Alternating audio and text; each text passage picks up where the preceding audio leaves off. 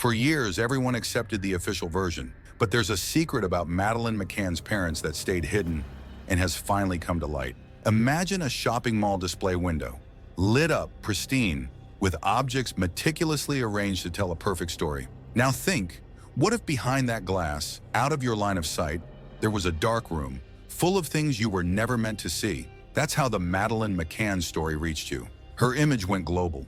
A little girl with big eyes, light hair, a pink teddy bear in her lap. The narrative seemed ready-made. A child vanished during a vacation, devastated parents, an inexplicable tragedy. Except something was off. And that something was never the girl. It was the silence. A strange, cold, almost technical silence, coming from those who should have been screaming. While the world searched for Madeleine, eyes were drawn where they were directed. The parents appeared on TV, gave interviews, wrote books. Always so controlled, always so well-advised, always so certain of what they wanted to say. Polished display was set up to hide what really needed to be seen. What if the parents of the world's most famous missing girl weren't just victims? You'll understand why, but first you need to ask yourself, what if what seemed like empathy was just a carefully crafted narrative? Everyone knows the cry of a desperate mother, but can you imagine a mother saying they took her without running, without searching, without screaming? That was Kate McCann's behavior the night Madeleine disappeared. A calculated gesture, a rehearsed line, as if spoken from within a script, not a tragedy. And that's where the pain changes shape. It stops being grief and turns into doubt. Their actions that night were cold. Kate's diary revealed deep unease, but it didn't seem to reflect a woman in collapse. And yet, the media treated it all as normal, as if everyone preferred to accept manufactured pain rather than face the unbearable possibility. What if the pain isn't what was said, staged, but what was always left out? Because sometimes the real secret isn't in the answers, but in the questions no one dared to ask. And if you now feel like something in this story never added up, you're not alone.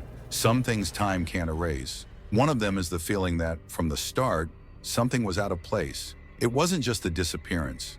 It was what came right after. The overly restrained demeanor, the meticulously crafted responses, the gaze that didn't convey despair but control, as if someone was more concerned with how things would look than with what actually happened. Kate and Jerry McCann's behavior was described by many as exemplary. But what does exemplary mean in a tragedy like this? Who decides what's an acceptable pain? Because in their case, the pain seemed managed. While the world plastered posters and shared photos, something inside the investigation began to creak. The Portuguese police noted that the timelines given by the parents and their friends shifted in small details, and it happened more than once. The kind of thing that, to an experienced detective, raises a red flag.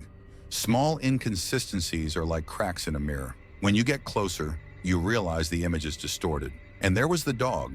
At the time, one of Europe's best-trained sniffer dogs. It alerted to the scent of a corpse in the living room and the McCann's rented car. The reaction? Silence. None of it was investigated with the weight it deserved, not to mention Kate's diary, an intimate document with disturbing passages, but largely ignored by the British coverage. They preferred to reinforce the role of the suffering mother, the woman who fights. But what about the parts that didn't fit that script? They were brushed aside as if they didn't exist. The press, the lawyers, the spokespeople.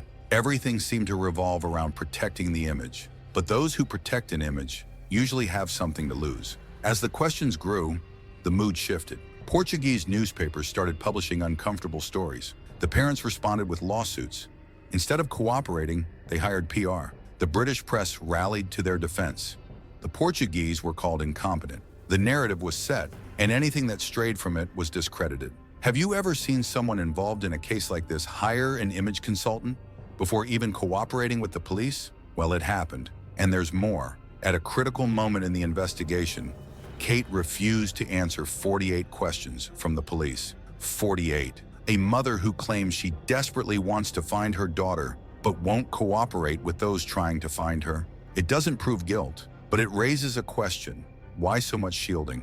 From the outside, you see desperate parents, but with a magnifying glass, you start to notice patterns of control, manipulation, and perhaps fear. Fear that the real story wouldn't survive daylight. Some Portuguese investigators began to suspect the disappearance wasn't an outside crime, but a cover-up, an accident, negligence that spiraled out of control. There was no conclusion, but there were plenty of signs pushed to the edges of the narrative, like furniture shoved against a wall to hide a crack. And the strangest part is, even with so many doubts, so many gaps, the public didn't stop believing the comforting version. Because believing in the parents' pain is easier than admitting that maybe the story isn't what it seems. The silence of the British media, the vanishing of inconvenient evidence, the effort to maintain the heroic parents' image, it's not coincidence, it's construction. What if everything we know about this case was carefully shaped to seem true? Now that the veil has started to lift, let's face what's always been there, but almost no one had the courage to look at. The realization comes slowly, but when it hits, it's impossible to ignore. Kate's dry eyes, Jerry's technical tone in interviews, the absolute control over their words. It starts to feel like more than grief. It feels like rehearsal. She was taken, Kate said, still in the first press conference, before the Portuguese police even confirmed signs of a break-in. No one asked how she was so sure, but her eyes didn't waver, her voice didn't crack, and Jerry beside her held her arm like someone holding a pose, not despair. This is where everything changes. In those early days, the detectives noticed the calm, the absence of desperate questions. Neither of them wanted to see photos of suspects. Neither wanted to retrace that night's steps with the police. When the Portuguese investigators asked for their phones, the answer was no. When they asked for Madeleine's medical records, also no. Now picture this scene with me. Two sniffer dogs, specialized in detecting corpses and blood, are brought to the apartment. They pass dozens of places: the curtain in Madeleine's room and the trunk of the McCann's rented car. A car, mind you, that was only rented 3 weeks after the disappearance. Silence. The Portuguese police documented this officially. The dogs had been accurate in over 200 investigations, but this time they were ignored. The British press gave it zero coverage, and the McCanns, instead of being shocked by the information, distanced themselves further from the investigation. All of it was sidelined, because no one wanted to ask the hardest question: what if they knew more than they were saying? While the public followed headlines about mysterious abductions and leads in Morocco, Portugal, Spain, the real break in the case was happening in silence. Chief investigator Gonçalo Amaral, who started piecing together this uncomfortable puzzle, was removed, discredited, called incompetent by the English media. But his question was never answered. Why didn't the parents act like parents? He saw it up close: the stiff posture, the absence of tears, the coldness in their statements. He began connecting the pieces no one wanted to touch. Kate's diary, found with pages torn out, the laptop, handed over with no search history, and the constant refusal to reenact the events with the police. What if all this was part of something bigger? A carefully sustained plot where the parents became the main characters in a story that couldn't spiral out of control. Every interview, every press conference, every public appearance seemed to follow a script. And in that script, a truth needed to be protected. The most unsettling detail? Forensic analysis identified DNA fragments compatible with Madeleine in the trunk of the rented car, mixed with traces of blood. But the amount wasn't enough for definitive proof. So the doubt turned to smoke, and the silence turned to protection. The Portuguese police wanted to push forward, but they faced international pressure. Politicians, diplomats, the press. Everything moved to steer the story back to a faceless abduction, nothing more. And little by little, the public accepted this new plot, not because it made sense, because it was easier to accept. And this is where the questions return, stronger than ever. Why so much protection? Why so much effort to silence those who thought differently? And why, after all these years, has no one managed to face the most uncomfortable possibility? That the most familiar faces in this story might be hiding what the world didn't want to see. Slowly, the pieces that once seemed disconnected start to make sense. Not because the answer is clear, but because the silence around them becomes deafening. After all the inconsistencies in their accounts, the shifting versions, the calculated behavior, what's left is the strange feeling that what seemed too absurd to be true might just be what was left out of the official narrative for that very reason. It was too impossible to be accepted. "You're saying it was an accident?" a reporter once asked, looking straight into Jerry McCann's eyes during a live interview.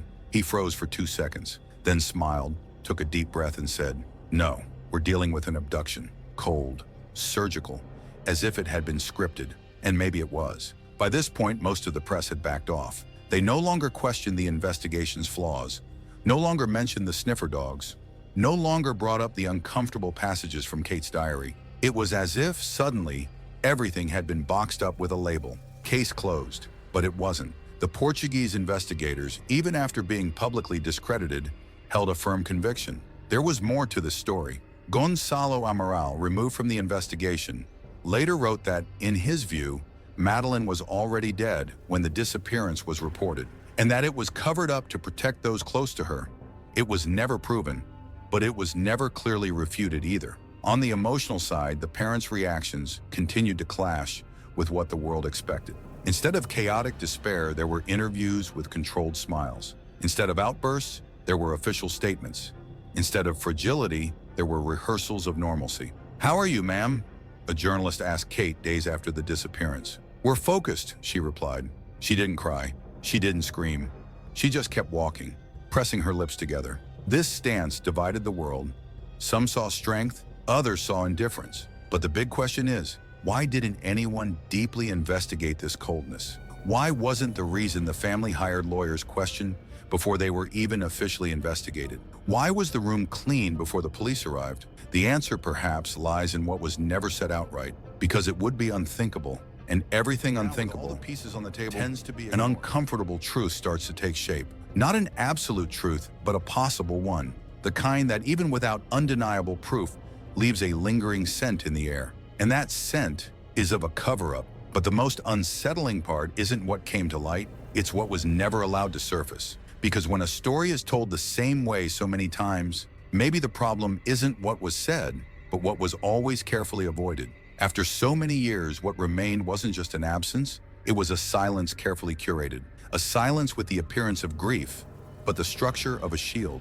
The McCann's public image remains almost intact. Their defenders point to the suffering of wronged parents. Those who question are accused of cruelty, conspiracy theories, lack of empathy. But the question no one answers is simple. Why has the world's most famous case never been solved? Maybe the answer lies in how we protect certain truths, or how we choose more palatable versions when reality threatens to shatter everything we consider safe. It's hard to accept that something so monstrous could come from so close, from inside the home. But Madeleine's story forces us to look into that abyss. And deep down, what's most frightening isn't even the possibility of guilt. It's the fact that, even with so many strange elements, so many disconnected clues, and so many unanswered questions, the world chose to move on, as if ignoring the discomfort were a way to stay sane. But ignoring isn't the same as understanding, and understanding takes courage. It takes facing what no one wants to admit. In the end, the big revelation isn't in a hidden document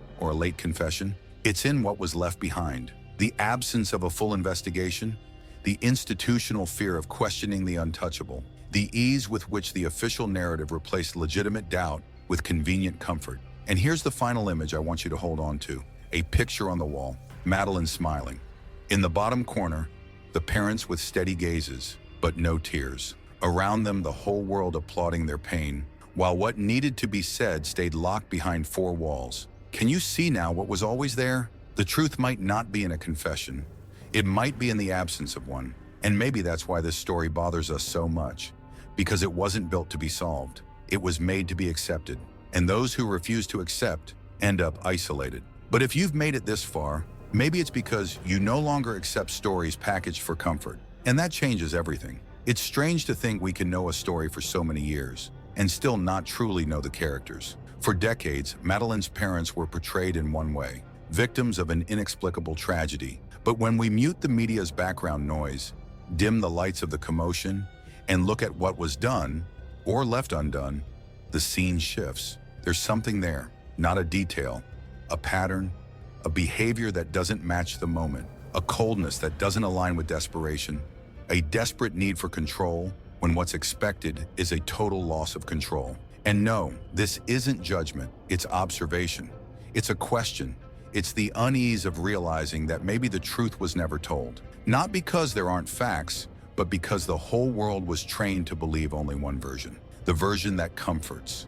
The version that keeps everything in line. The version that spares us the fear of thinking evil might come from where we least expect it. What unsettles me most isn't what was said. It's what was avoided with such effort. It's the meticulous care to ensure no one looked too closely, that no one asked too much, that the story ended where it was easiest to leave it. And if you've made it this far, maybe you felt the same discomfort I have. Maybe at some point you stopped and thought, there's something wrong with this story, but no one talks about it. Exactly. Now we've talked about it, and the question that remains isn't just, what happened to Madeleine? It's another harder one to face. Why did so many people work so hard for so long to ensure no one looked in the wrong direction?